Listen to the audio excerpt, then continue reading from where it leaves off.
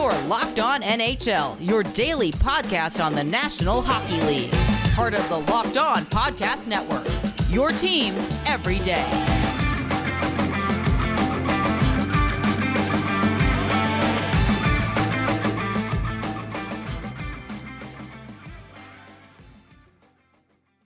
It is time for our bi-weekly Women's Hockey Spotlight. That means we welcome in Erica L. Ayala. And Erica, I know you've got a lot to get to today, lots of news going on in and around the PWHL. Let's start with some news about jerseys.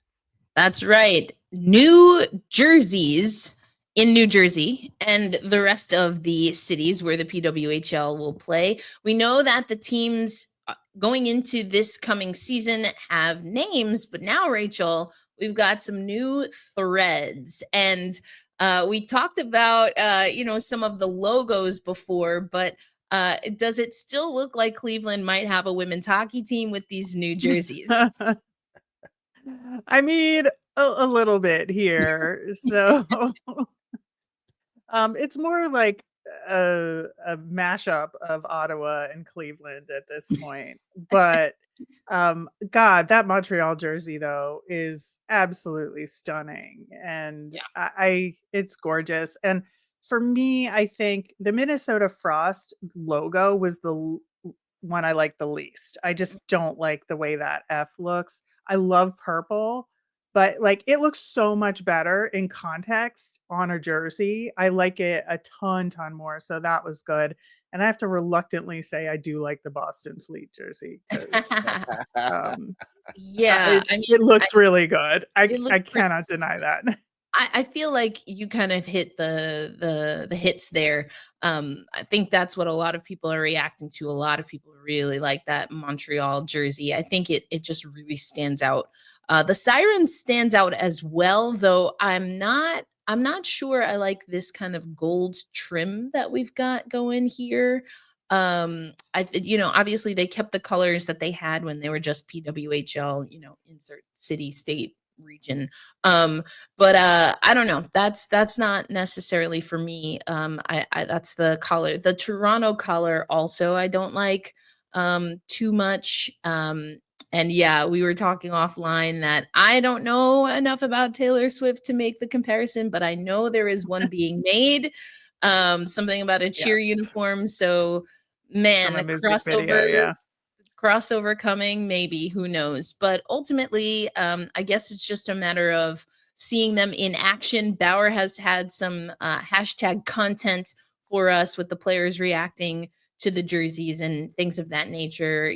Pre-sales have already been pretty successful. So we know how to identify the teams on the ice. And it's a good thing, too. I will say, as a broadcaster, from what I can tell, I'd have to see the numbers again, but these will be easy to spot on the ice, which is huge.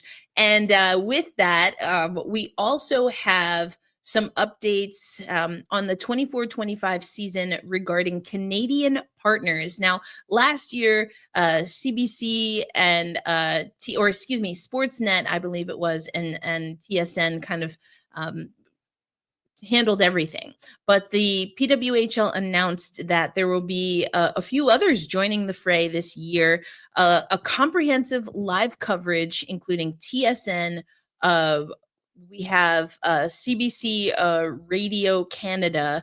You also have Prime Video among the places where you can watch in Canada. So north of our border here, we understand that the PWHL will announce United States broadcast partners, schedule, and talent at a later date. Now, on the one hand, this is going to be huge for Canadian fans. Once again, they will have national coverage of the PWHL. What has been confirmed, though, is that there will be no access via YouTube. And that is something that the PHF shied away from in before being acquired. And it did impact how fans, especially fans who are not in market and international fans, were able to enjoy the games. And what are your hopes as far as the United States are concerned?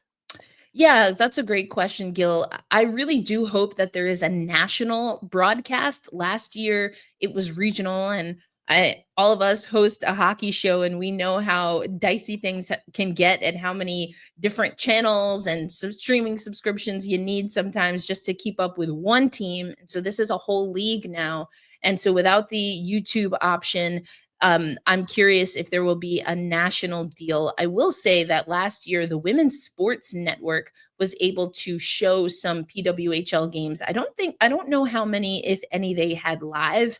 That being said, they still play some, and that is what they call a fast network. So you can find it on Fubo, Freevee, things like that. And so that can be an option, but it's not necessarily the same, Gil, as finding live options, kind of making it appointment television. So hopefully, just like we saw the Canadian markets grow from one year to the next, we'll see that expansion on the US side, which hopefully will include a national deal. But all of this means that we are getting close to the start of the season. We talked about this before, but training camp is getting ready to go, to be underway. And I unfortunately have to also go back to something that we talked about. Um, the Toronto Scepters have announced that Natalie Spooner and Megan Carter, who they signed, a rookie defender who they signed to a 2-year contract, both unfortunately on LTIR, which of course stands for long term injured reserve. Now, we talked, Rachel, about Natalie Spooner. She had a great story Yeah. coming into the league, was drafted. A lot of people doubted whether that was a good choice to use a draft pick on a player who was coming back from having her first child, had been on the ice in a while. Turns out it was a great pick for Toronto. Really, Natalie Spooner was fantastic down the stretch for them. Was, the Billie Jean King MVP and forward of the year. Unfortunately, though, in the playoffs, suffered an injury and will not be back, at least for training camp, to start the season for Toronto. Yeah, it is really unfortunate. Again, like tremendous story, but it'll be interesting to see how they adjust without her there to start the season because she's such a huge part of their success last year. Yeah, for sure. So, in anticipation of these training camps, a lot of the teams had their media day. I was able to go to the PWHL New York, now, of course, the Sirens media day last year, and they put a lot of money into their media day. It was super cool. Unfortunately, wasn't able to make it this year, but looking forward to the hashtag content coming from that.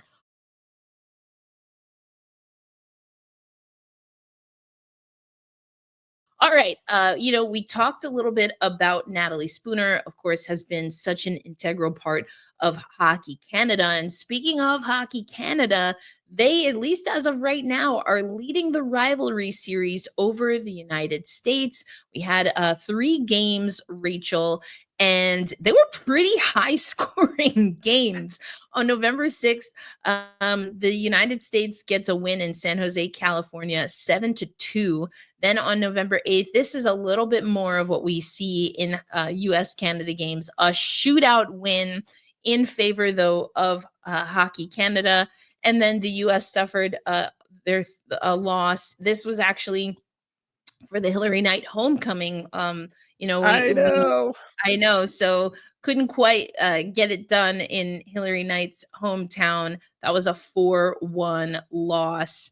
And so, I mean, I think for me, what stood out for this rivalry series overall, Rachel, is that the youths are coming. Yes. They are, and I think, I watched all 3 games, and I will have to say, like, I was genuinely shocked how poorly Canada came out in that first game. Wanted it to be more competitive, and then, sure enough, they showed up in game 2, although the US really fought back and came back and tied it up, and that's what forced the shootout in the end. But yeah, it was definitely, some of the younger players making a big impact, especially I love Grace Zumwinkle. Yeah. Um, absolutely great performance. And I think that it's a really interesting time in international women's hockey, given like there's gonna be I feel like maybe this is sort of the last year, and did they have a game in Idaho specifically because this is a Hillary Knight farewell Yeah, tour? Like, we are the talked. signs there? Yeah. So Yeah, I think there's going to be some turnover. And I think it's also going to be interesting to Rachel's point, Gil, because we've heard that the PWHL, not only we talked about on the last spotlight that they are entertaining and actually have a RFP cycle out for expansion, which means that they're exploring the option of exploring expansion, but also there has been conversation on if and how the PWHL and its success, because I think there was great success in year one, still some hiccups that they have to figure out. But how that will impact the European market for women's pro hockey. And I think that if we really see the PWHL become everything that was promised for the last handful of years while everything was getting sorted out, it's inevitable to me that European players will start coming over. You think about Finland, Czechia, and the likes, because like we talked about in the rivalry series, I mean, Layla Edwards, Grace Sumwinkle, I mean, so many different players. There's a lot of young talent also in some of those teams as well. And so I, for one, Gil, would love to see a more international game eventually with the PWHL. Look, if the league manages to have a high enough standard of play, and so far it looks like it is on the road to do that, Yep. you're going to attract the best players from around the world, Yep. and that's what you want to see. Just as the same way as the NHL is the destination for the best hockey players in the world, you want the PWHL to do that for women's hockey. For sure. And, it's a little bit different on the women's side across most women's, well, really all women's sports. But the quote unquote feeder system, there's not a juniors system, right? There's not a G League if we're talking basketball. But what there is the NCAA.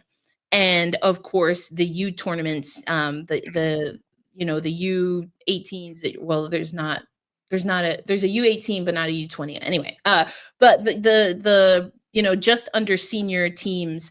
And we already see some of that international talent. We see that somewhat on the men's side, but definitely we see international talent coming to the NCAA to play hockey and then prepare with their national teams for things like world championships and of course the Olympics, which we're not far from when all of these federations are going to start preparing for the Winter Olympics. I mean, 2025 is right around the corner. And of course, the Winter Olympics start early.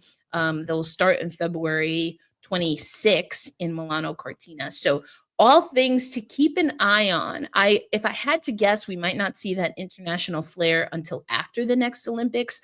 But like we have hoped to see in all iterations of women's hockey before, maybe the PWHL, Rachel, will be the league to actually take and ride the wave of Olympic success and excitement and parlay that into success in a pro league. yeah, I certainly hope so. I think that getting more Europeans over here is a very important sign toward that. Yeah. And I think it goes into also what we were talking about with broadcasting. No YouTube, at least for this year. Is that something that changes if and when the game becomes a little more international in this league, which is really funded a lot by US based partners like Billie Jean King, Stan Kasten, but really seems to be operated in Canada. So very North American. We're kind of used to that in the hockey landscape, but very curious to see how things go. But that'll do it for this spotlight. We jammed a lot in there, and I'm sure there's things that we missed. But we know the season's coming. More hockey, more exciting hockey. So we can't wait. Yeah, looking forward to that, Erica. And thank you so much for joining us. We'll see you in a couple of weeks. Sounds good. Thank you.